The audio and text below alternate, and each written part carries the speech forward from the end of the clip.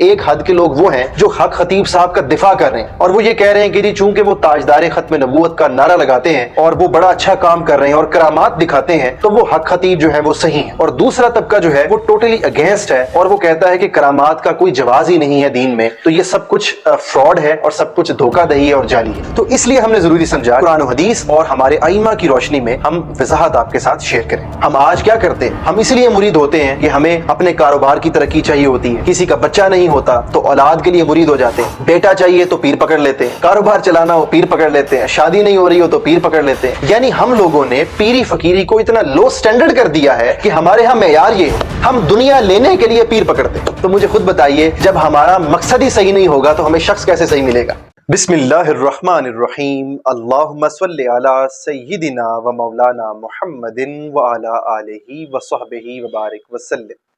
السلام علیکم dear friends, امید ہے کہ آپ جہاں بھی ہوں گے خیریت سے ہوں گے۔ جیسا کہ آپ جانتے ہیں کہ ٹیم جبین اسلام کے پلیٹ فارم سے یہ فقیر کئی مواقعوں پر تصوف اور ولایت کے حوالے سے قرآن و سنت کی روشنی میں گفتگو کر چکا ہے۔ تاہم جب بھی ہم نے تصوف اور روحانیت پر گفتگو کی ہے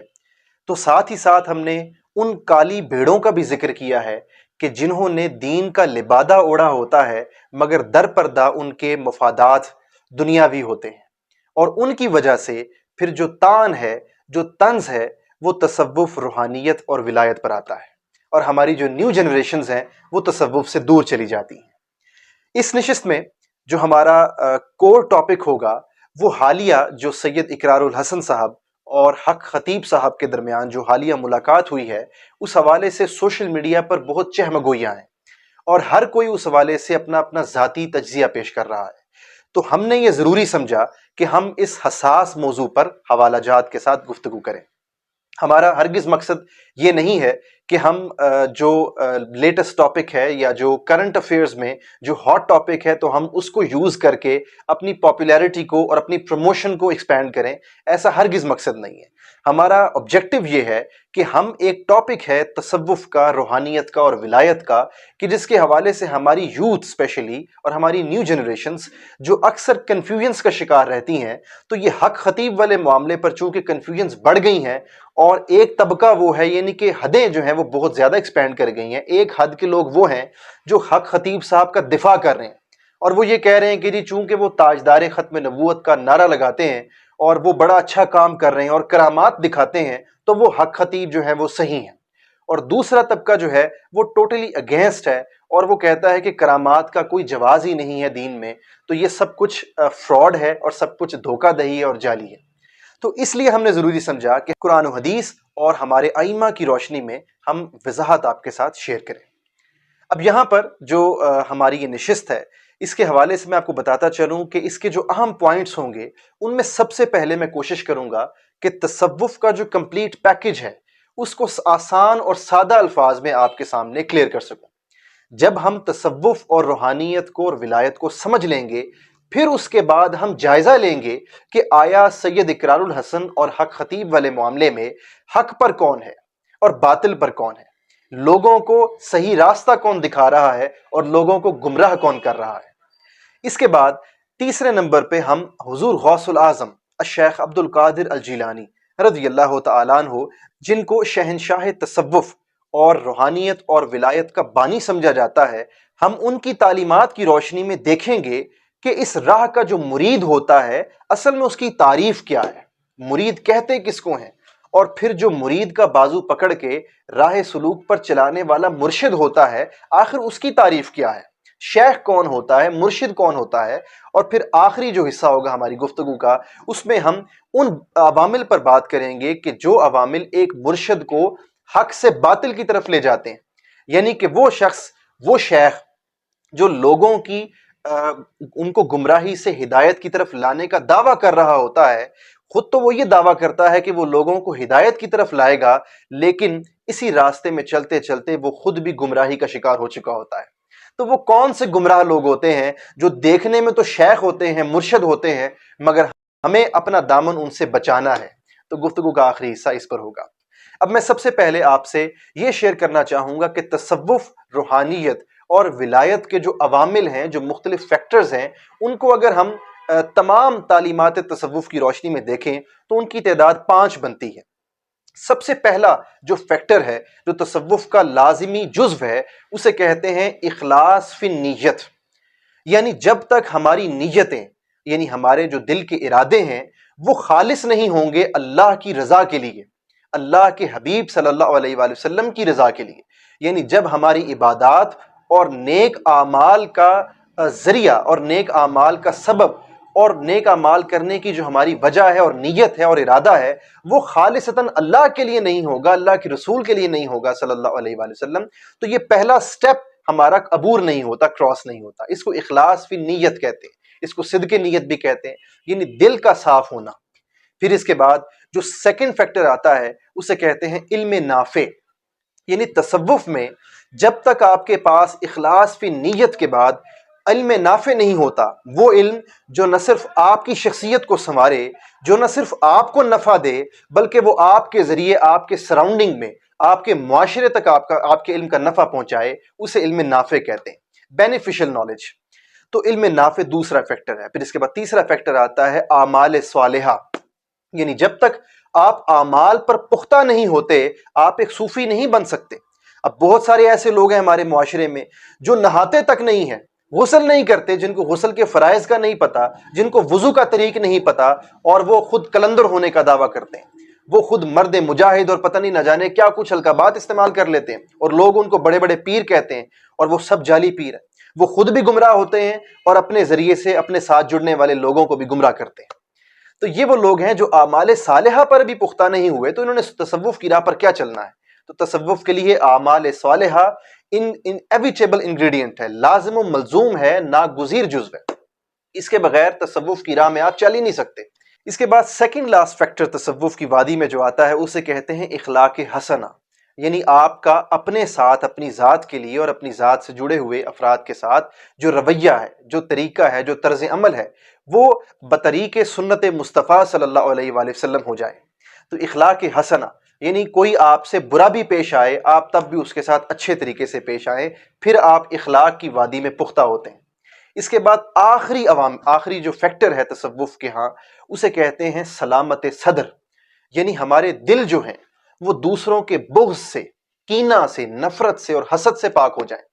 ایک صوفی کے دل میں کبھی کسی کے لیے نفرت نہیں ہو سکتی۔ یاد رکھ لیں کہ اگر آپ جس کو شیخ سمجھ بیٹھے ہیں، جس کو پیر سمجھتے ہیں، اور جس کے ذریعے خود کو راہ ہدایت پر آپ آنا چاہتے ہیں، جس کے ذریعے سے، پہلے یہ تو دیکھیں کہ کیا اس کے دل میں کہیں دوسروں کے لیے کوئی کجی تو نہیں ہے، کوئی نفرت تو نہیں ہے۔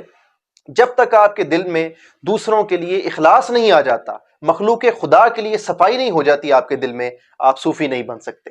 اب تصوف کے یہ جو 5 عوامل میں نے آپ کے ساتھ شیئر کیے ہیں، یہ ہرگز میں نے اپنی طرف سے شیئر نہیں کیے۔ آپ تصوف کی جو بڑی کتب ہیں ان کو پڑھیے، آپ حضور غوث الاعظم رضی اللہ تعالیٰ عنہ کی کتاب غنیۃ الطالبین کو پڑھیے، آپ امام غزالی کی کتاب احیاء علوم کو، کیمیائے سعادت کو پڑھیے، آپ حلیت الاولیاء کو پڑھیے، آپ تذکرۃ الخواص کو پڑھیے، الطبقات السلمی کو پڑھیے۔ اس طرح قرون اولیٰ سے لے کر موجودہ برصغیر کی تاریخ تک جتنے اولیاء اللہ گزرے، اللہ کے ولی گزرے، آپ جب ان اولیاء اللہ کو، ان کی ہسٹری کو پڑھتے ہیں، آپ ان کی سوانح عمری کو دیکھتے ہیں، چاہے آپ قرون اولیٰ میں چلے جائیے، خواجہ حسن بصری سے شروع ہو جائیں، خواجہ حسن بصری کے بعد آپ حضرت فضیل ابن عیاض کو پڑھیے، آپ حضرت ذوالنون مصری کو پڑھیے، آپ حضرت ابراہیم بن ادھم کو پڑھیے، آپ حضرت بشر بن الحافی کو پڑھیے، آپ حضرت معروف الکرخی کو پڑھیے، آپ حضرت شقیق بن ابراہیم کو پڑھیے۔ الغرض آپ جس کو بھی پڑھ لیں، آپ چاہیں آپ موجودہ جو برصغیر کی تاریخ ہے اس میں آپ حضور غوث الاعظم کے بعد آ جائیں، آپ حضرت بہاؤالدین نقشبند کو پڑھ لیجئے، آپ شیخ سہرورد کو پڑھ لیجئے، آپ خواجہ اجمیر معین الدین چشتی اجمیری کو پڑھ لیجئے، آپ جس کو بھی پڑھیں گے، آپ قرون اولیٰ سے لے کر موجودہ تاریخ تک، برصغیر کی تاریخ تک، آپ جس بھی ولی اللہ کو پڑھ لیجئے، آپ اولیاء اللہ کی تاریخ پڑھیے، ان کی سوانح عمری کو دیکھیے، آپ کو تصوف انہی 5 عوامل کے گرد محیط نظر آئے گا۔ آپ شروع ہو جائیے خواجہ حسن بصری سے، پھر چلیے حضرت فضیل ابن عیاض پر،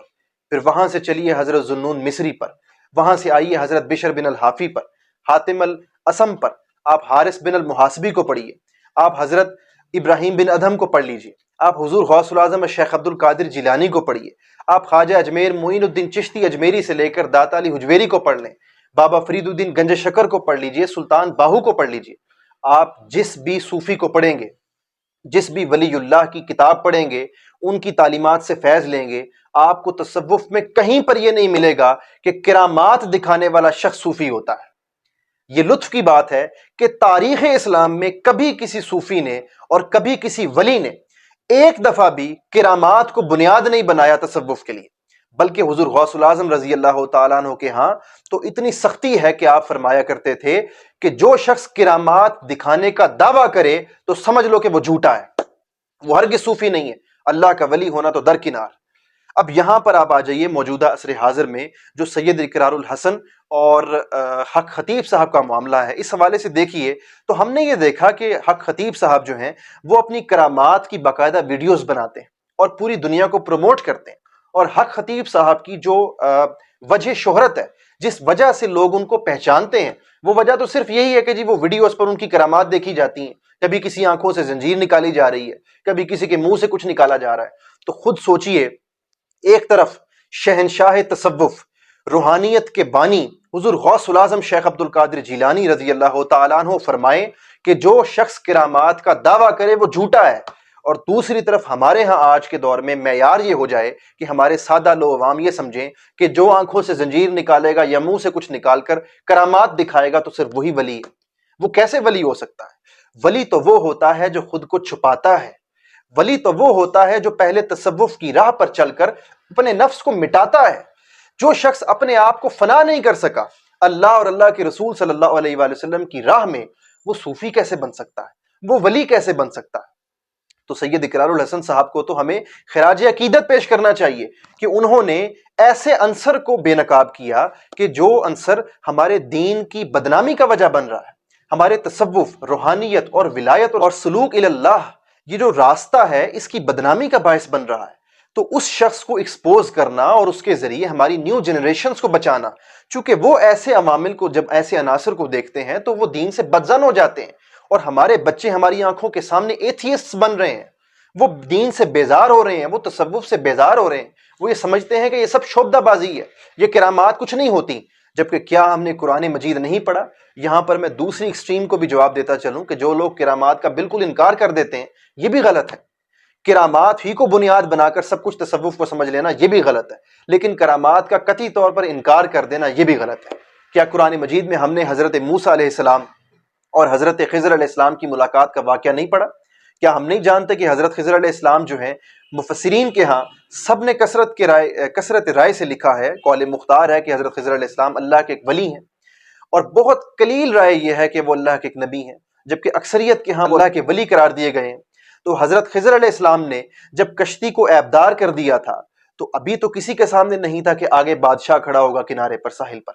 تو آپ کو کیسے علم ہوا کہ ساحل پر بادشاہ ہوگا اور وہ عیبدار کشتی کو چھوڑے گا، باقی خوبصورت کشتی کو اپنے لیے ہتھیا لے گا؟ آپ نے کشتی کو عیبدار کر لیا۔ پھر اسی طرح جو بچوں کے لیے انہوں نے جو دیوار تعمیر کروا دی اور پھر ایک بچے کو قتل کر دیا، تو خود سوچئے قتل جیسی حرکت اور قتل جیسا عمل، جس کو قرآن مجید نے فرمایا کہ ایک معصوم شخص کا قتل، ایک معصوم انسان کا قتل پوری انسانیت کا قتل ہے۔ قتل کے حوالے سے قرآن و حدیث میں سختی سے احکامات ہیں، اور حضرت خضر علیہ السلام کا ایک بچے کو قتل کرنا قرآن مجید میں خود اللہ نے بیان فرمایا ہے۔ تو کیا حضرت خضر علیہ السلام کو کیسے پتہ چل گیا کہ اس بچے نے بڑے ہو کر گمراہ ہو جانا ہے، اور نہ صرف خود گمراہ ہونا ہے بلکہ اس نے اپنے ماں باپ کو گمراہ کر دینا؟ یہ سب قرآن مجید میں بیان ہوا۔ تو حضرت خضر علیہ السلام جو کہ اللہ کے ایک ولی ہیں، اللہ کی عطا سے، اللہ کے اذن سے ان کو یہ جب باتیں منکشف ہوئیں، جو مستقبل میں ہونے والی باتیں تھیں وہ پہلے منکشف ہوئیں اللہ کے ولی پر، تو یہ کرامات تھیں، مگر ہوئیں ظاہر اللہ کی اذن سے، اللہ کی عطا سے اور اللہ کے چاہنے سے۔ اگر اللہ نہ چاہے تو کسی ولی کے ہاتھ پر کوئی کرامت ظاہر نہیں ہو سکتی، یہ اللہ کے چاہنے سے ہے۔ تو کرامات کا مکمل طور پر انکار کرنا بھی درست نہیں ہے۔ اب میں گفتگو کے تیسرے حصے کی جانب آنا چاہوں گا کہ یہاں پر ہم حضرت حضور غوث العظم شیخ عبد القادر الجیلانی رضی اللہ تعالیٰ عنہ کی کتاب غنیت الطالبین کی روشنی میں مرید اور مرشد کی تعریف پر توجہ کریں گے، تاکہ ہمیں پتہ تو چلے کہ یہ جو تصوف کی راہ ہے، ولایت کی راہ ہے، اس کا مرید کہتے کس کو ہیں،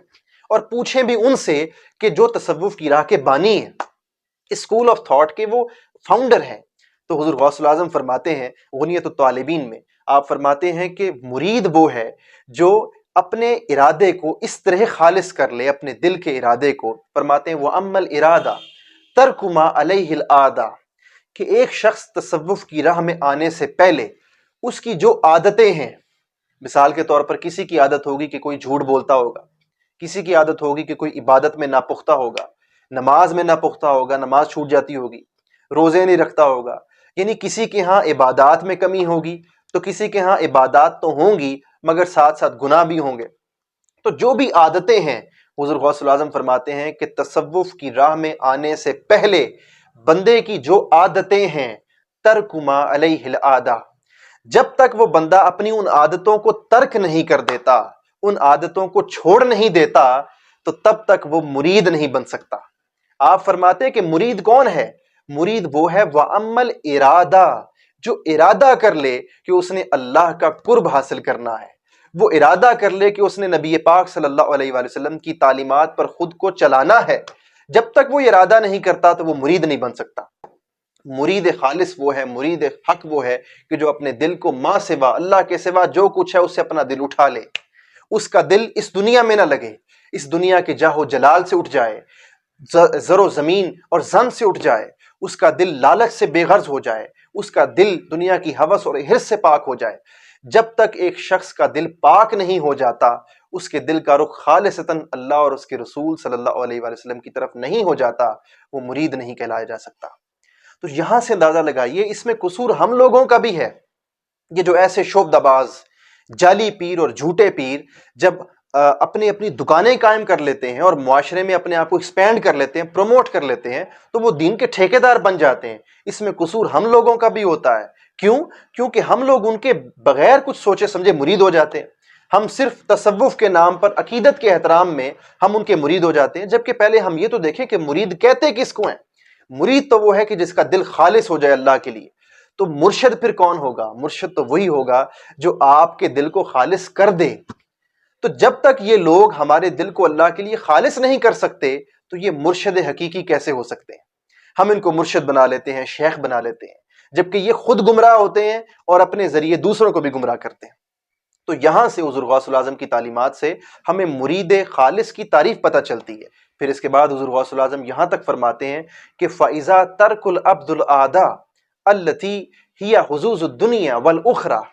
مرید کی پہچان آپ نے یہ بتا دی کہ مرید اور مرشد وہ ہوتا ہے کہ مرید بھی ایسا ہو، مرشد بھی ایسا ہو۔ حضور غوث پاک کے نزدیک آپ فرماتے ہیں کہ مرید اور مرشد دونوں میں کامنالٹی یہ ہونی چاہیے کہ دونوں کا دل دنیا سے بھی اٹھ جائے، یعنی دنیا کی لالچ اور حرص بھی ان کے دل سے نکل جائے، اور دنیا کے ساتھ ساتھ مزے کی بات ہے آپ فرماتے ہیں کہ آخرت کا خوف بھی نکل جائے،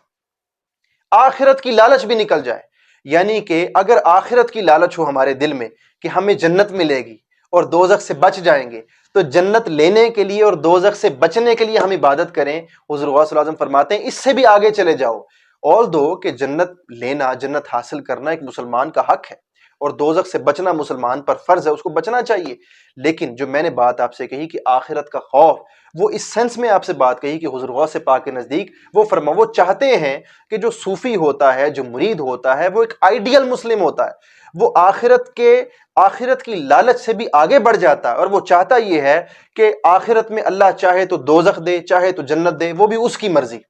وہ جو چاہے کرے۔ اس کا دل اس فیصلے سے بھی اوپر چلا جاتا ہے، ماورا ہو جاتا ہے۔ تو یہاں سے ہمیں مرید اور مرشد کی تعریف پتہ چلتی ہے کہ مرید کون ہوتا ہے اور مرشد کون ہوتا ہے۔ تو ہر وہ شخص جو ہمارے دل کو اللہ اور اللہ کے حبیب محتشم صلی اللہ علیہ وآلہ وسلم کی طرف ہمارے دل کو لگا نہیں سکتا، ہمارے دل کی ڈور صاحب گنبد خضرا سے جوڑ نہیں سکتا، وہ مرشد حقیقی نہیں ہو سکتا۔ وہ جھوٹا شخص ہے، وہ جعلی ہے، دھوکے باز ہے۔ آپ اپنا بھی ایمان اس سے بچائیے اور اپنے چاہنے والوں کا، جن کو آپ چاہتے ہیں، ان کا ایمان بھی اس ایسے شخص سے بچائیں۔ اب آخر میں ہم وہ لوگ جو ہمارے دین کو نقصان پہنچاتے ہیں اور جن کے شر سے دین کو نقصان پہنچتا ہے، امت کو نقصان پہنچتا ہے، ان کی ایک پہچان میں آپ کو چھوٹی سی بتانا چاہوں گا۔ کشف المحجوب میں حضور داتا گنج بخش علی حجویری رضی اللہ تعالیٰ عنہ اپنے شیخ کے ساتھ، جن کا اسم گرامی ہے حضرت ابو القاسم القشیری رضی اللہ تعالیٰ عنہ، ان کے ساتھ اپنا آذربائیجان جانا، وہ ذکر کرتے ہیں کشف المحجوب میں. آپ فرماتے ہیں کہ جب میں اپنے شیخ کے ساتھ آذربائیجان کے دورے پر تھا تو میں نے ایک صوفی بزرگ کو دیکھا. اس نے خرقہ اڑا ہوا تھا، چونکہ پرانے ادوار میں درویش جو ہوتے تھے ان کا خاص لباس ہوتا تھا اور اس لباس کو خرقہ کہتے تھے. تو آپ فرماتے ہیں حضور داتا گنج بخش کہ میں نے آذربائیجان میں اپنے شیخ کے ہمراہ دور کسی صوفی بزرگ کو دیکھا، خرقہ پوش تھا. اب وہ کر کیا رہا تھا؟ وہ لوگوں سے مانگ رہا تھا. تو آپ فرماتے ہیں مجھے بڑا افسوس ہوا. میں نے اپنے شیخ حضرت ابو القاسم القشیری سے پوچھا کہ حضرت یہ کیسا صوفی ہے، یہ کیسا ولی ہے جو لوگوں سے مانگ رہا ہے، جس کی نظر لوگوں کے مال پر ہے، دنیاوی دولت پر ہے، یہ کیسا صوفی ہے؟ تو آپ فرماتے ہیں میرے شیخ نے بڑا خوبصورت جواب دیا. آپ نے فرمایا داتا اے علی حجویری، اصل بات یہ ہے کہ اس کی نظر لوگوں کے مال پر اس لیے ہے کہ جو اس کا مرشد ہے، جو اس صوفی کا شیخ ہے، اس کی نظر مریدوں کی تعداد پر ہے. جب مرشد کی نظر مریدوں کی تعداد پر ہونے لگ جائے کہ میرے مرید زیادہ ہوں، میرے ہاتھ چومنے والے زیادہ ہوں، میری جا کرنے والے لوگ زیادہ ہوں، مجھے چاہنے والے زیادہ ہوں، مجھے ایک بت بنا کے پوجنے والے ہوں لوگ، جب مرشد کی توجہ مریدوں پر ہوگی تو مریدوں کی توجہ مخلوق کے مال پر ہوگی، مریدوں کی توجہ دنیا پر ہوگی. اب آپ یہاں سے سب اپنے گریبانوں میں جھانکیں. ہم آج کیا کرتے ہیں؟ ہم اس لیے مرید ہوتے ہیں کہ ہمیں اپنے کاروبار کی ترقی چاہیے ہوتی ہے. کسی کا بچہ نہیں ہوتا تو اولاد کے لیے مرید ہو جاتے ہیں. بیٹا چاہیے تو پیر پکڑ لیتے ہیں، کاروبار چلانا ہو پیر پکڑ لیتے ہیں، شادی نہیں ہو رہی ہو تو پیر پکڑ لیتے ہیں. یعنی ہم لوگوں نے پیری فقیری کو اتنا لو سٹینڈرڈ کر دیا ہے کہ ہمارے ہاں معیار یہ ہے، ہم دنیا لینے کے لیے پیر پکڑتے ہیں. تو مجھے خود بتائیے، جب ہمارا مقصد ہی صحیح نہیں ہوگا تو ہمیں شخص کیسے صحیح ملے گا؟ دنیا کے لیے پیر چاہتے ہیں تو دنیا تو آپ کو مل ہی جانی ہے، اللہ نے رزق کا وعدہ کر رکھا ہے، وہ کسی کے چاہنے سے نہیں ہے، اللہ نے دے دینا ہے. لیکن جب دنیا کے لیے ہم صوفی ڈھونڈتے ہیں، بزرگ ڈھونڈتے ہیں، وہ شخص بھی پھر آگے دنیا داری ہوتا ہے اور وہ ہمیں اللہ اور اللہ کے رسول صلی اللہ علیہ وآلہ وسلم کے قریب لے جانے کی بجائے الٹا دین سے دور لے جاتا ہے. تو گفتگو میں جہاں کہیں مجھ سے غلطی ہوئی ہو، میں اللہ رب العزت کی بارگاہ میں معافی کا طلبگار ہوں. آخر پہ میں آپ سب سے بس یہی ریکویسٹ کرنا چاہوں گا کہ ایسے تمام عناصر سے اپنا دامن بچائیے کہ جو نہ صرف خود بھی گمراہی پر